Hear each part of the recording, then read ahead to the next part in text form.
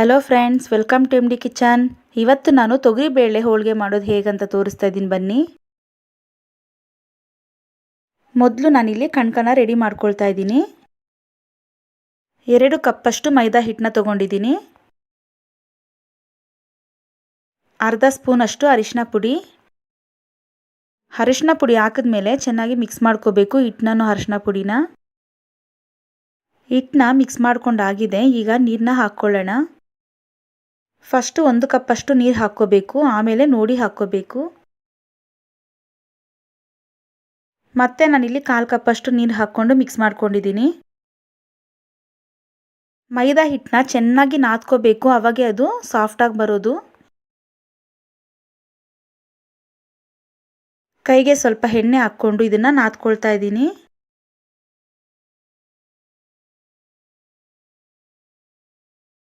ಕೈಗೆ ಅಂಟ್ಕೋಬಾರ್ದು, ಅವಾಗವರೆಗೂ ಅದನ್ನು ನಾದ್ಕೊಳ್ತಾನೆ ಇರಬೇಕು.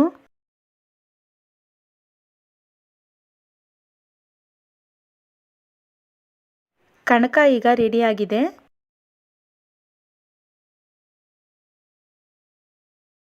ಮೇಲೆ ಎಲ್ಲ ಎಣ್ಣೆ ಅಪ್ಲೈ ಮಾಡ್ಕೋಬೇಕು. ಈ ರೀತಿ ಎಣ್ಣೆ ಹಾಕೋದ್ರಿಂದ ಹಿಟ್ಟು ಅನ್ನೋದು ಒಣಗೋದಿಲ್ಲ, ಅದಕ್ಕೋಸ್ಕರ ಈ ರೀತಿ ಎಣ್ಣೆ ಹಾಕ್ಕೋಬೇಕು. ಮುಚ್ಚಳ ಹಾಕಿ ಮುಚ್ಚಿಡಬೇಕು. 2 ಅವರ್ ಅಷ್ಟು ಇದನ್ನು ನೆನೆಯೋಕ್ಕೆ ಬಿಡಬೇಕು.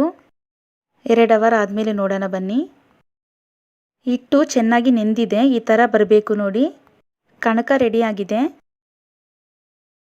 ಇವಾಗ ಹೂರಣ ರೆಡಿ ಮಾಡ್ಕೊಳ್ತಾ ಇದ್ದೀನಿ. 2 ಕಪ್ಪಷ್ಟು ತೊಗರಿಬೇಳೆನ ತೊಗೊಂಡಿದ್ದೀನಿ. ನೀರು ಹಾಕ್ಕೊಂಡು ವಾಶ್ ಮಾಡ್ಕೋಬೇಕು.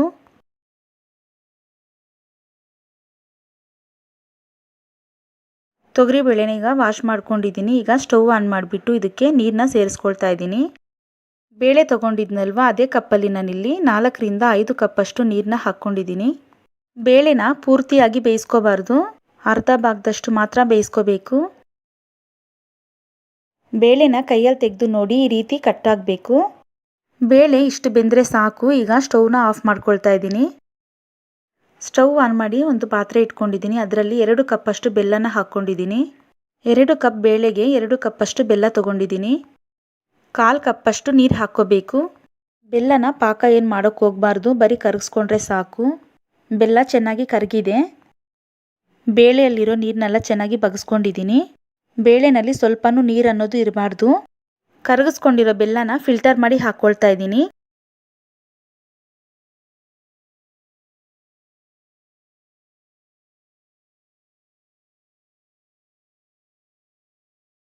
ಕರಗಿಸ್ಕೊಂಡಿರೋ ಬೆಲ್ಲ ಹಾಕಿದ್ಮೇಲೆ ಚೆನ್ನಾಗಿ ಒಂದ್ಸಲ ಮಿಕ್ಸ್ ಮಾಡ್ಕೊಳ್ಳೋಣ. ಮಿಕ್ಸ್ ಮಾಡ್ಕೊಂಡಿದ್ಮೇಲೆ 3 ಏಲಕ್ಕಿನ ಹಾಕ್ಕೊಳ್ತಾ ಇದ್ದೀನಿ. ಏಲಕ್ಕಿ ಪೌಡರ್ ಇದ್ದರೆ ಅದನ್ನು ಯೂಸ್ ಮಾಡ್ಕೋಬೋದು. ಇದನ್ನು ಪೂರ್ತಿ ತಣ್ಣಗಾದ್ಮೇಲೆ ರುಬ್ಕೋಬೇಕು. ಇವಾಗ ಬೇಳೆನ ಮಿಕ್ಸಿಯಲ್ಲಿ ಹಾಕ್ಕೊಂಡು ರುಬ್ಕೋಬೇಕು. ನೀರನ್ನು ಹಾಕಿ ರುಬ್ಕೋಬಾರ್ದು.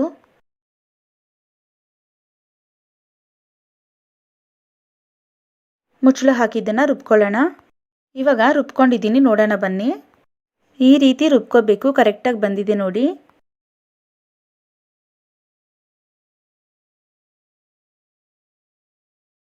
ಈ ರೀತಿ ಉಂಡೆಗಳನ್ನ ಮಾಡಿ ಇಟ್ಕೋಬೇಕು. ಒಂದು ಪ್ಲೇಟ್ ತೊಗೊಂಡಿದ್ದೀನಿ. ಅದ್ರ ಮೇಲೆ ಕವರ್ ಹಾಕ್ಕೊಂಡು ಅದಕ್ಕೆ ಎಣ್ಣೆ ಹಚ್ಕೊಂಡಿದ್ದೀನಿ. ಮೈದಾ ಹಿಟ್ಟು ಕಣಕನ ಎತ್ಬಿಟ್ಟು ಈ ಥರ ಸ್ಪ್ರೆಡ್ ಮಾಡ್ಕೋಬೇಕು. ಕವರ್ ಬೇಡ ಅನ್ನೋರು ಬಟರ್ ಶೀಟ್ ಮೇಲೇನೂ ಒಬ್ಬಟ್ಟನ್ನ ತಟ್ಕೋಬೋದು. ಇವಾಗ ಹೂರ್ಣನ ಸೆಂಟ್ರಲ್ಲಿ ಇಟ್ಕೊಂಡು ಪ್ಯಾಕ್ ಮಾಡ್ಕೋಬೇಕು.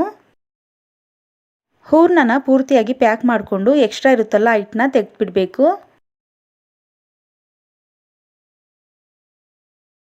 ಕೈಗೆ ಎಣ್ಣೆನ ಹಚ್ಕೊಂಡು ಇವಾಗ ಇದನ್ನು ತಟ್ಕೋಬೇಕು. ಕೈಯಿಂದ ನಿಧಾನವಾಗಿ ಈ ರೀತಿ ತಟ್ಕೊಳ್ತಾ ಇರಬೇಕು. ತುಂಬ ಜೋರಾಗಿ ಪ್ರೆಸ್ ಮಾಡೋಕ್ಕೆ ಹೋಗಬಾರ್ದು. ಕೈಯಲ್ಲಿ ತಟ್ಟಕ್ಕೆ ಬಂದಿಲ್ಲ ಅನ್ನೋರು ಲಟ್ಟಣಿಗೆಯಿಂದನೂ ಲಟ್ಟಿಸ್ಕೋಬೋದು.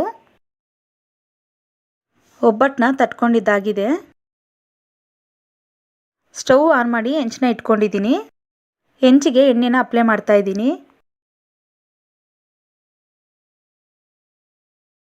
ತಟ್ಕೊಂಡಿರೋ ಒಬ್ಬಟ್ಟನ್ನ ಇವಾಗ ಹೆಂಚ ಮೇಲೆ ಹಾಕ್ಕೊಳ್ತಾ ಇದ್ದೀನಿ.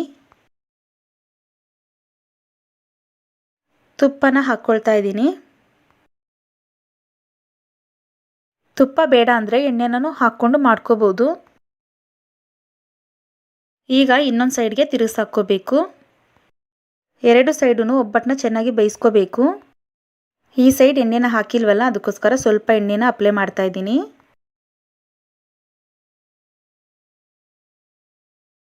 ಒಬ್ಬಟ್ಟು 2 ಕಡೆನೂ ಚೆನ್ನಾಗಿ ಫ್ರೈ ಆಗಿದೆ. ತೊಗರಿಬೇಳೆಯ ಹೋಳಿಗೆ ಇವಾಗ ರೆಡಿಯಾಗಿದೆ.